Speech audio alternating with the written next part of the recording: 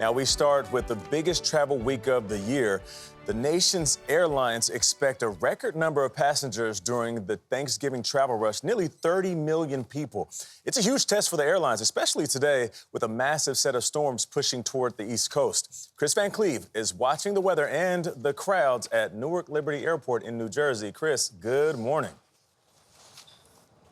Good morning. We are inside United's Network Operations Center. It's basically their mini control tower here at Newark Airport, where they are watching every aspect of the operation here. They have about 370 flights, about 50,000 passengers. They are trying to get on their way on time throughout the day. Of course, weather is coming, so that could be an issue. Still, United expects to fly about 6 million people during Thanksgiving. That's up 13% from last year. That's even more people than pre-pandemic times. With the clock ticking down to Thanksgiving, the holiday travel rush is in high gear. Daniela Giganti and her twins are on their way to Florida. Did you take them out of school early to beat the rush? Yes, yes.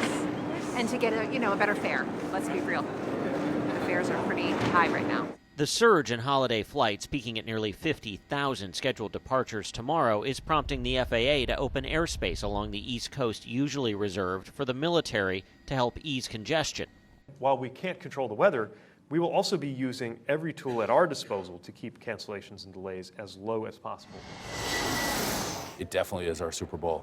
Mike Hanna oversees United Airlines' Newark operation, which saw major disruptions over the 4th of July holiday.